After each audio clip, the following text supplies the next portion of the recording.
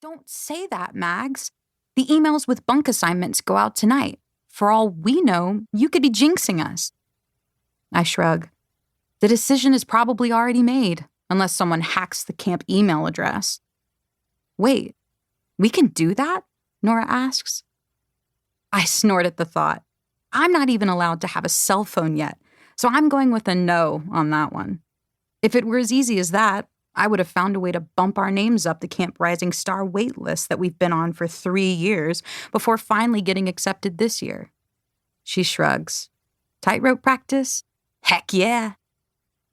Nora skips to the other side of the street so that we each have our own sidewalk as we pretend to walk our own tightrope along the curb. She holds her sundress up so that it doesn't get in the way.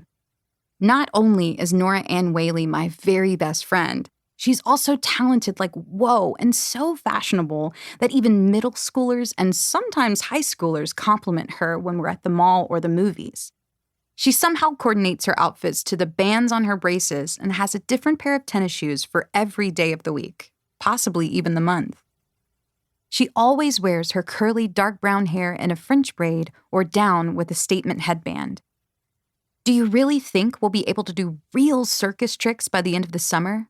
Nora asks from the other side of Sweet Corn Lane. That's what the website says, I tell her. I wonder if my mom will let me order a few leotards. I don't want to show up to jazz and tap in regular gym clothes. I want to look like a professional. She nods as we both approach the end of the street. Dress for success. Sweet Corn Lane dead ends into our street, Plum Tree Drive. I peer down my end of the block, where Mom's and Dad's cars are both parked. That's weird. Dad is a horror novelist and works from home, but Mom is usually stuck in traffic on her way home from the hospital until almost dinner time. I'll call you after supper, Nora says as she turns down her side of the street. Okay, we need to start thinking about how we want to decorate our cabin, I call after her. I want to make a statement, and not the one my actual room makes, which is sometimes I go to bed in my school clothes so that I can sleep in a little bit and everything on my walls is hung up with tape because my mom won't let me put holes in the wall. She rubs her hands together with excitement. Oh, the possibilities! Maybe I can bring my Blackpink posters. I still have my playbills from Hamilton and Mean Girls that we could hang up too. Bye for now, Magpie. Bye for now, Nora Bear, I call back. As I walk past the first 3 houses on my end of our road, I cut across the street to my yard. We moved here the summer after first grade from the other side of town, so not only was I getting a new house, but also a new school and, if I was lucky, new friends. I spotted Nora, a girl my age and size with light brown skin, on moving day. She was outside with her older brothers, who were 11 and 13 at the time and hated that their mom always made them let Nora tag along.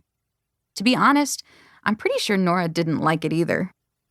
She kept peeling off from them while they played basketball in the cul-de-sac and would ride her bike down to my end of the street. I remember my stomach fluttering every time she would ride past my house, make a loop, and then go back down the street. Surely if we lived this close to each other, we'd go to the same school, and if I could muster the courage to talk to her, I might just start my first day with a friend right off the bat. Before Nora, I'd never really had a friend, or at least a friend I could call my own.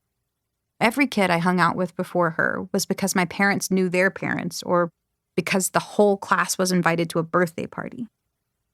On moving day, Mom was directing the movers and telling them what rooms to put what furniture in when I finally walked out into the middle of the road and announced, "Did you know that some circus performers ride a bike with only one wheel? It's called a unicycle."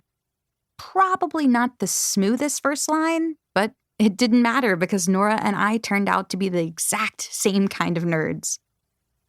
Her feet dropped to the ground as she steadied herself. "You've been to a circus before?" "Not one with animals," I clarified. Mom says they used to have animals, but that it was actually a pretty bad deal for them. "Was it fun?" "I'm sort of scared of clowns," she admitted. I nodded. The clowns were a little creepy, but mostly funny. Their costumes were actually kind of cool. "Do you want to see my souvenirs?" I asked. She called down to her brothers, who barely noticed that she was going inside with me, her new friend. And that was that. Friends. Eventually, friends turned into best friends.